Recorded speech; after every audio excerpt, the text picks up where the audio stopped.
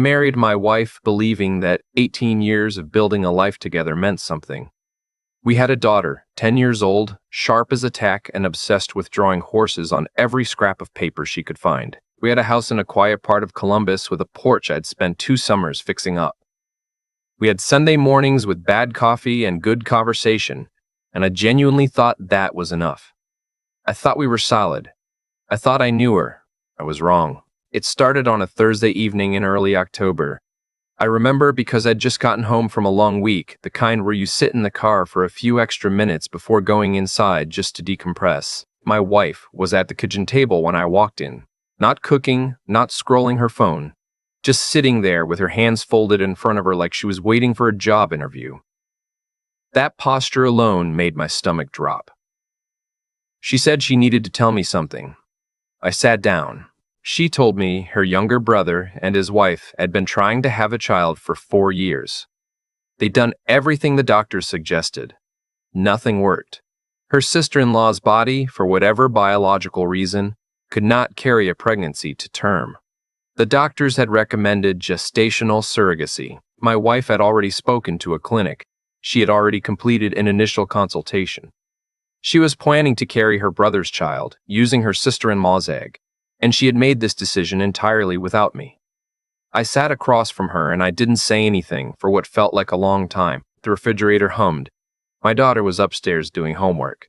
I could hear the faint sound of her pencil scratching. I finally said, "When did you decide this?" She said she'd been thinking about it for months. She said she knew I might not understand at first, but that she needed me to respect her choice because it was her body and her brother needed her, and she couldn't watch him go through this without doing something.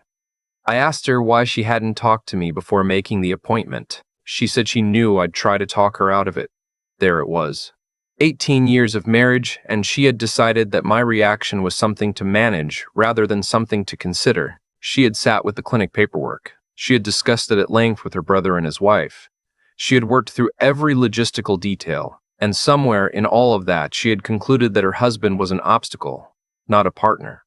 I told her I needed time to process this. She nodded, but her jaw was set in a way I recognized. She wasn't asking. She was informing. The days that followed were some of the tensest of our marriage. I came home one evening to find a box on the kitchen counter with a medical label on it. Hormone injections. I stood there looking at it and I asked her if this was what I thought it was. She said the clinic had sent the first round of medications and she needed to begin the protocol soon to prepare her body for the embryo transfer. I told her we hadn't agreed on this. She said there was nothing to agree on. It was her body.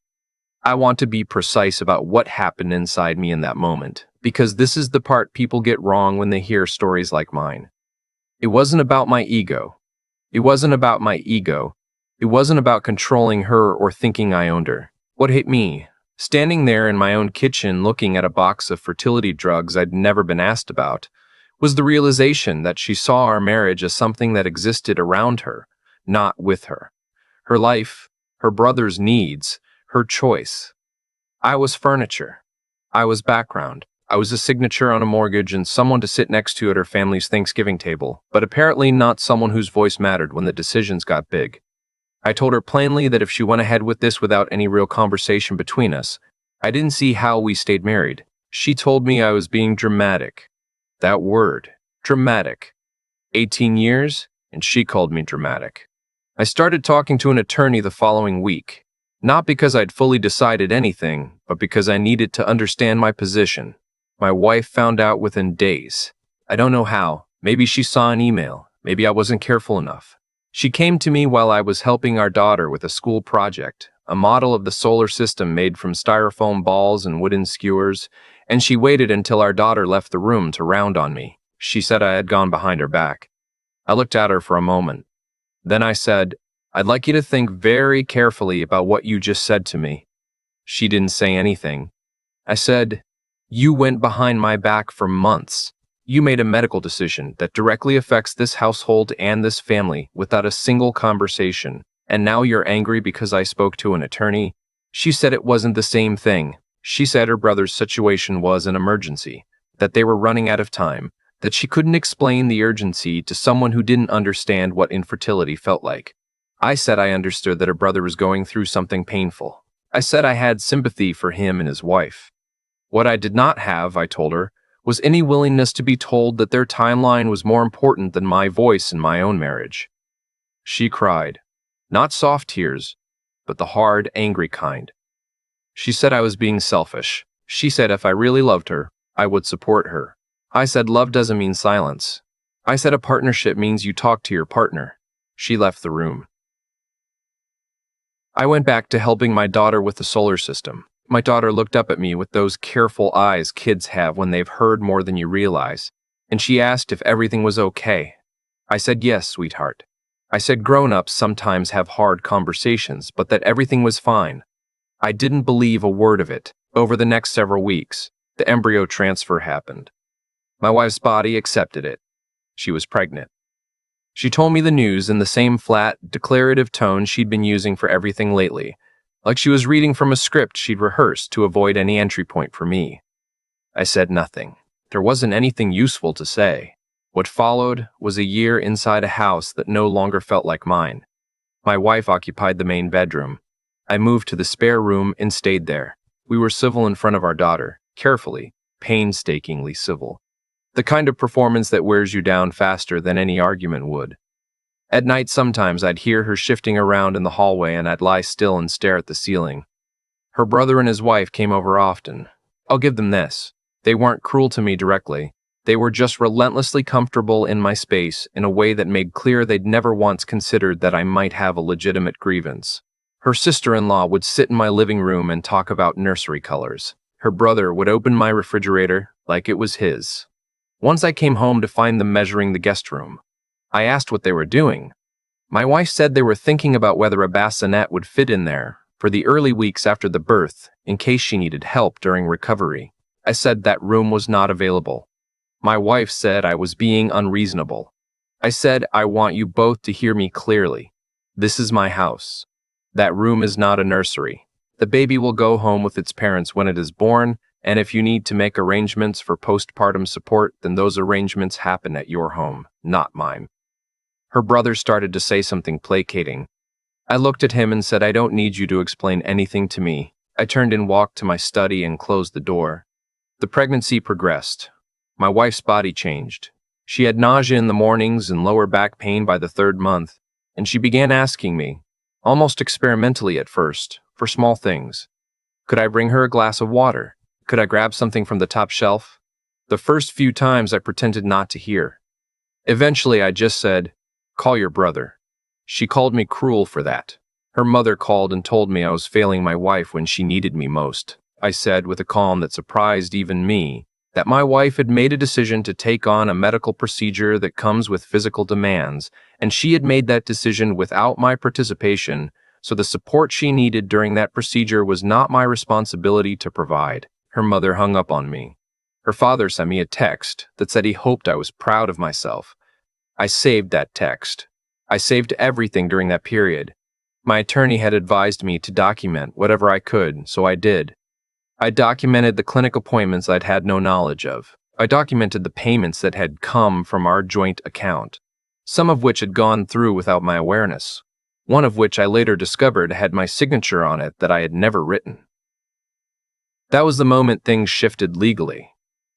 Forgery is not a small thing. My wife's pregnancy reached the 8th month. She was large and uncomfortable, and she had mostly stopped speaking to me except through logistics, schedules for our daughter, bills, the flat transactional language of two people who share a space and nothing else.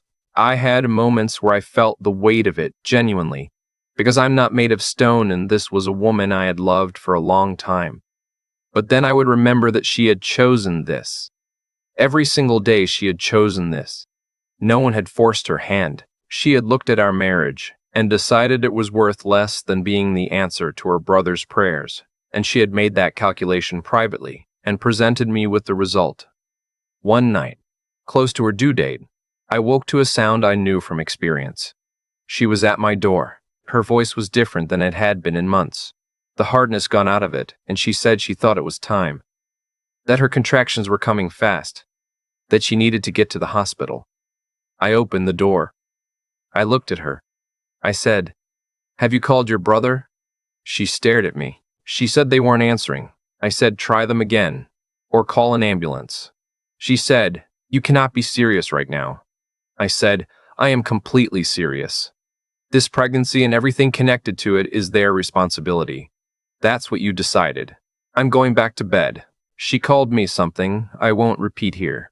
She was crying and scared, and I will not pretend that watching her turn and fumble for her phone in the hallway was easy for me. It wasn't. I stood behind my closed door and I didn't move for a long time. But I didn't go out either. The paramedics came within 20 minutes. I watched the lights from the ambulance play across my bedroom ceiling through the gap in the curtain.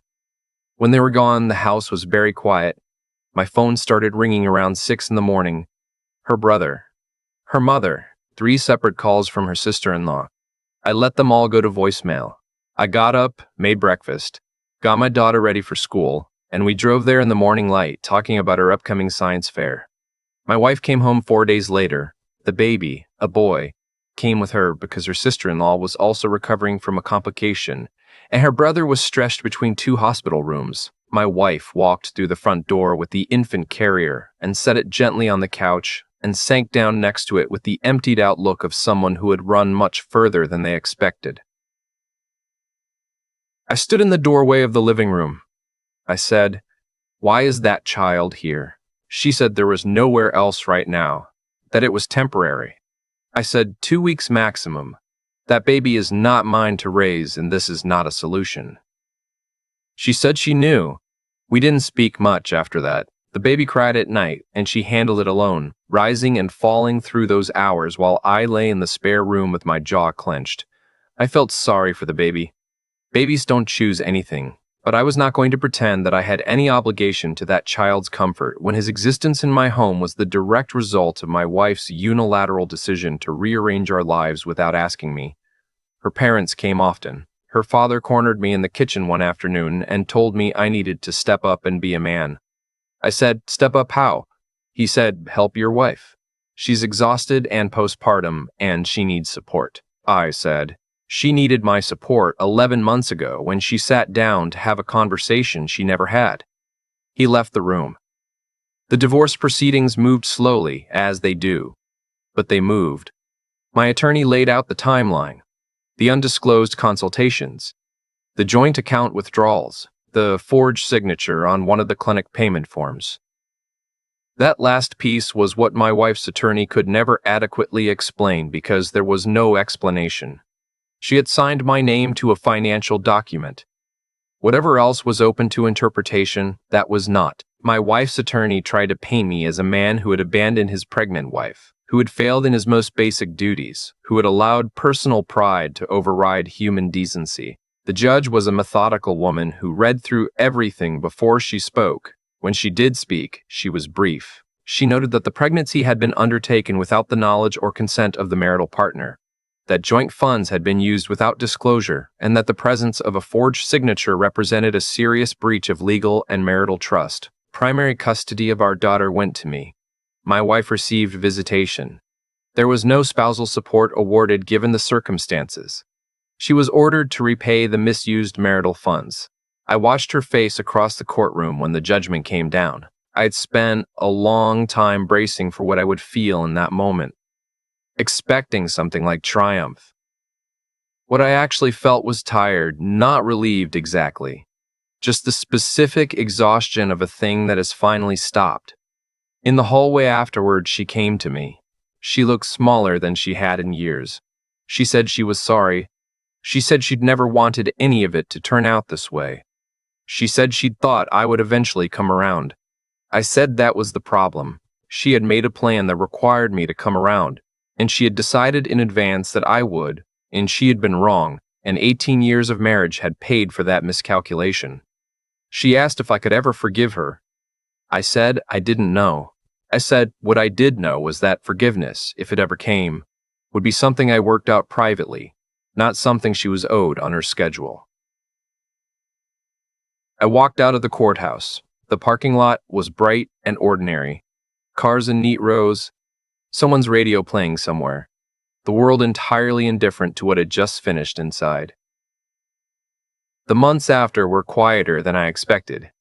My daughter and I built a new rhythm: school mornings, weekend bike rides, Friday night movies on the couch with whatever she picked. She asked me once, while we were doing dishes after dinner, whether I missed her mom. I kept my eyes on the sink.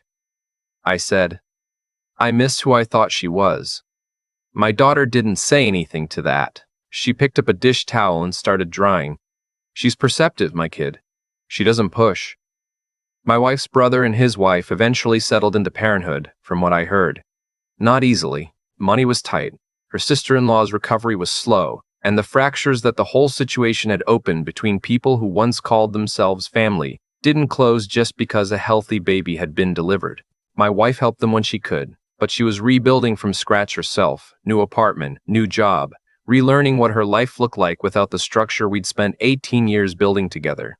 People ask me sometimes, friends who know pieces of the story, whether I think I was too hard, whether there was a version of this where I found a way to support her even when I disagreed, whether I went too far by not driving her to the hospital. I tell them the truth: maybe there's a version of me who could have done that differently. But I also know that the version of her who sat at that table in October and told me about a decision she'd already made, with paperwork already signed, appointments already scheduled, a clinic already waiting, that version of her had made a choice about what I was worth, and I had responded in kind. She had wanted autonomy without accountability. She had wanted to make a unilateral choice and still have a partner standing beside her through the consequences. That's not how any of it works. Not in a marriage, not in a family, not in any arrangement where two people have agreed to matter to each other. I'm not proud of every moment. There are nights I replay things and find myself on the wrong side of some of them. But I kept my word from the beginning. I told her what would happen. She chose not to believe me. And when the ground gave way beneath her, it gave way exactly where I'd said it would. That was the price of her certainty. And the price of mine was getting to keep my integrity and my daughter in a house with a porch I'd built with my own hands, where the mornings are quiet now and the coffee is still bad, and I am, for the first time in a long time, exactly where I decided to be.